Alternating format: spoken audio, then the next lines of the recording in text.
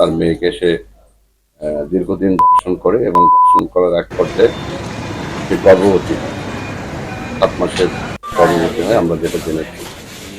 এবং সেই গর্ভবতী অবস্থায় যখন সে জানতে পারে, পরে সেই গর্ভবতী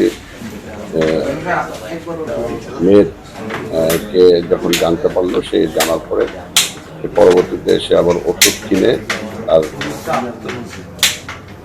মেয়েকে অ্যাবর্শন করায় এবং অ্যাবর্শন করালে সে খুব মারাত্মকভাবে অসুস্থ হয়ে পড়ে। এরপরে তাকে হসপিটালে ভর্তি করে আমাদের পুলিশের সার্বক্ষণিক তদারকি ছিল। তো গতকালকে এই ঘটনায় যে ভিকটিম আর মা একটা নিয়মিত মামলা রুজু করে দৌলত খানে। সেই মামলার সূত্র ধরে আর যে পিতা, সেই পিতাকে আমরা গ্রেফতার করেছি এবং আমরা কতদিন থেকে অভিযানে ছিল।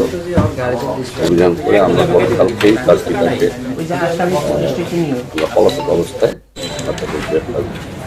আমাদের এখানে আমাদের মিশনার এসপি নেতৃত্বে আমাদের পিবি এবং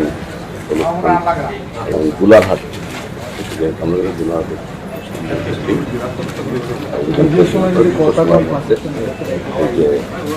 পঁচিশিক যে করেছে যে